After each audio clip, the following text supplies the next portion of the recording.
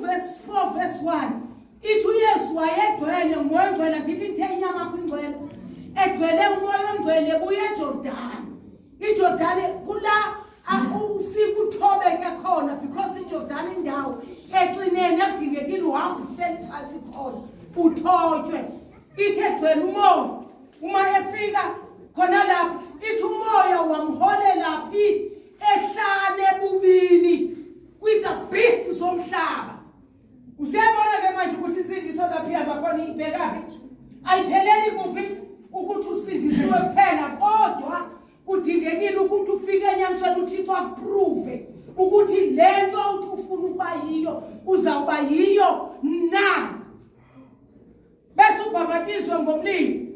umlilo zizinto ezikhona ezawuqhubeka empilweni yakho angeke uthulwile ungakhange ulibele kuhlala la kodwa ucabanga ukuthi uYesu uhlazane ebuya uzawuthulwile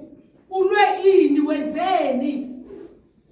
yeyiphi into olwini yeyiphi imfazwe yeyiphi impi wena onqobile so ukusindiswa ke kungakho uthi uYesu xa efika ayisiba bonke abathi inkosi abaza kungena embusweni wezulu kodwa ngabakwenzayo ukuthanda ithi baninzi ngalomini bazawuza kuYesu why bezawuza kuYesu kungoba umzimba unjani uclean amen akukho apho basoleka khona ayikho indawo erongo bayakhona ukuyoma phambi koThixo kodwa benze njani baxoshwe lithi izwi lenkosi uLuka u23 verse 30 ithi zone xa evela uThixo zawubaleka ziqubude soze bamjonge kodwa abantu abazamjonga baxoshwe ngabantu bebethi sisindisiwe amen so but mawungakhange ufikelele enyanisweni insindiso yakho iyize insindiso yakho kudingekile ukuthi iprove ngabantu amen baprove uThixo wamthatha uYesu wamse egabeni lithi wamsa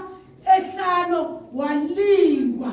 phakathi kwezilwanyane zomhlaba uMarko 1 verse 12 and 13 ithi wasiwa kwizilwane zomhlaba uthi uPaul Paulos lilwile nabantu abayizilwane kwincwadi yamaKorinto 15 verse 32 uthi ndilwile Efese nabantu abayizilwane bangabantu kodwa benze njani bayizilwane uthi ke ndalwa kanye nabo so kusindiswa akutsho lento ukuthi wena uklina ujola utshontshe